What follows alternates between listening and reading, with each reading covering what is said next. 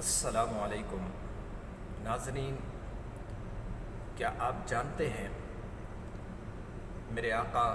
صلی اللہ علیہ وآلہ وسلم کی جب ولادت باسعادت ہوئی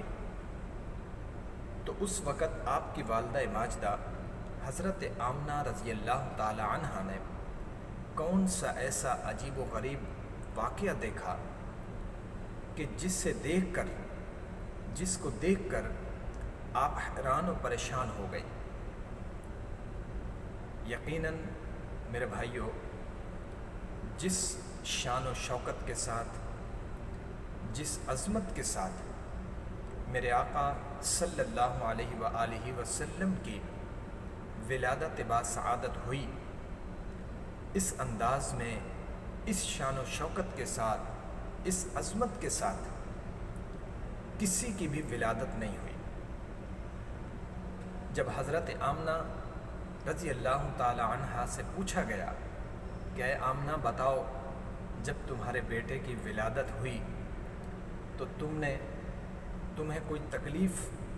کوئی درد تو محسوس نہیں ہوا؟ سبحان اللہ، سبحان اللہ۔ حضرت آمنہ رضی اللہ تعالی عنہا نے کیا خوبصورت جواب ارشاد فرمایا۔ حضرت آمنہ فرماتی ہیں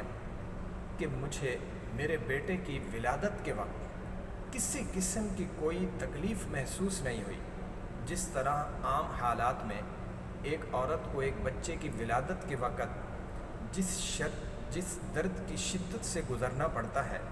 جس تکلیف سے گزرنا پڑتا ہے، مجھے اس قسم کی کوئی بھی تکلیف محسوس نہیں ہوئی، مجھے کسی قسم کا کوئی درد محسوس نہیں ہوا۔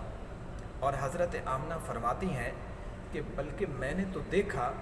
فخرج منی نور، کہ بس مجھ سے جو ہے وہ ایک نور خارج ہوا ہے۔ اور میرا بیٹا، حضرت آمنہ فرماتی ہیں کہ حضرت آمنہ رضی اللہ تعالی عنہ فرماتی ہیں کہ میرا بیٹا اس شان و شوکت کے ساتھ اس دنیا میں تشریف لایا، اس دنیا میں آیا کہ آپ کے جسم اقدس پر کسی قسم کی کوئی گندگی موجود نہیں تھی، اور آپ ناف بریدہ تھے،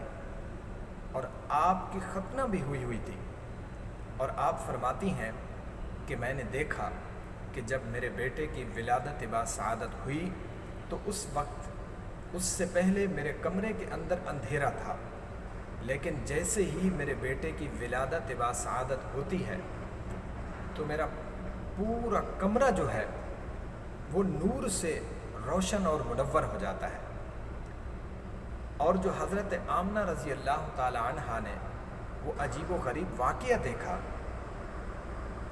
ایک منظر دیکھا، حضرت آمنہ فرماتی ہیں کہ ابھی 15 سے 20 منٹ گزرے تھے، میں نے کیا دیکھا کہ میرے بیٹے نے ایک کروٹ لی، اور کروٹ لینے کے ساتھ اپنے دونوں ہاتھوں کی ہتھیلیاں جو ہے وہ زمین پر ٹکا دیں، اور پھر اپنی پوری طاقت کے ساتھ اپنے دونوں گھٹنے اٹھائے اور مکمل